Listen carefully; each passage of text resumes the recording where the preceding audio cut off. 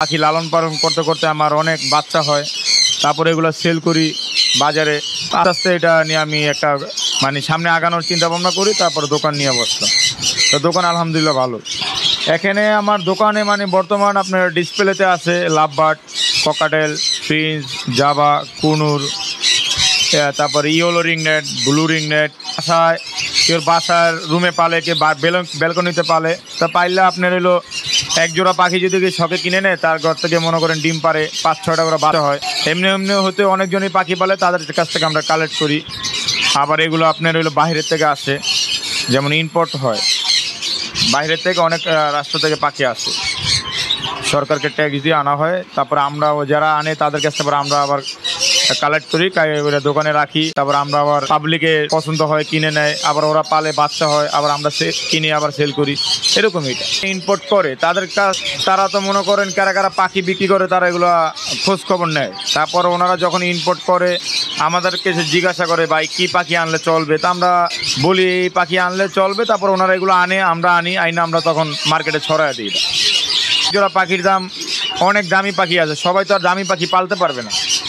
যারা নতুন শুরু করবে যে আমি এই আজকে থেকে পাখি পালা শুরু করি, বা তারা কান্নাকাটি করে পাখি পালবে, তাদের জন্য আমি সাজেস্ট করব আপনার বাজরিগার পাখি।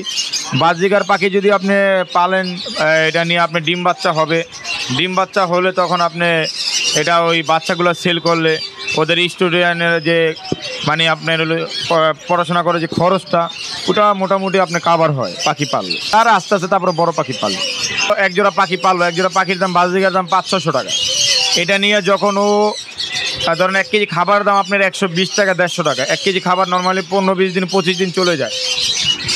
যখন এটা আপনি নিয়ে 2-3 মাস লালন পালন করবেন, তখন আপনার ঘরে এটা বাচ্চা দিবে, একটা ডিম পারবে, 5টা 4টা 2টা ডিম পারে।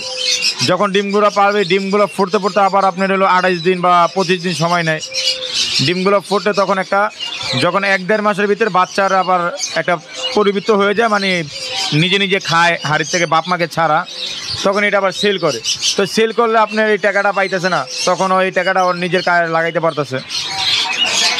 অনেকজনে তো শখেই কলম পালে, শখ থেকে বিজনেসে আগায় যায়। এটা এখন আপনি এক জোড়া পাখি নিলেন, আপনার এক জোড়া থেকে 50টা পাখি হয়ে গেল। এখন কি আপনি খালি পালবেনই, এটা আপনি সেল করবেন না? সেল করলে আপনি টাকা পাইতেছেন না, এটা দিয়ে আপনার সংসার চলতেছে। বা আপনার যারা ছাত্ররা এই কাজ করতেছে, তারপরে তাকে টিফিনের টাকাটাও হইতেছে। ব্যবসাটা অ্যাকচুয়ালি আপনার আরও 10 বছর আগে, 5 বছর আগে ব্যবসাটা ছিল, আলহামদুলিল্লাহ অনেক ভালো ব্যবসা ছিল। তো এখন নাই, এখন হলো মানে বাইরের থেকে যে পাখিগুলো কালেক্ট করে আনবে, এগুলো আনতে পারতেছে না, কারণ সরকার অনেক ট্যাক্স বাড়ায় রয়েছে। ট্যাক্সের কারণে পাখিগুলো ওরকমভাবে আনতে পারতেছে না। যে আমাদের কিছু পাখি আছে সাইডিস পাখি, এগুলো আপনার আনার নিষেধ। সাইডিস হইলো আপনার লাভবার্ডের ভিতরে রিং, যেগুলো রিং ফিশার, এইগুলোর জন্য মনে করেন আপনার হইলো এই পাখিগুলো আনতে পারতেছে না। এই জন্য ওরকম বেচা কিনাও নাই। আর মানুষ দাম যত বাড়তেছে, খাবারের দাম বাইরে যেতেছে, পাখির দাম কমতেছে। এই জন্য মানুষ এরকম আগ্রহ, মানে আগে যা ছিল এখন কম। আর যারা এই পাখি পালবে, আমি একটি কথা বলবো, যারা দেশি পাখির থেকে দ্রুত থাকবেন। দেশি পাখি ধরেন আপনার হলো টিয়া, ময়না, শালিক, মানে আমাদের বাংলাদেশি যে প্রজাতি পাখিগুলো আছে, এগুলো থেকে বাচ্চাদের দ্রুত রাখবেন।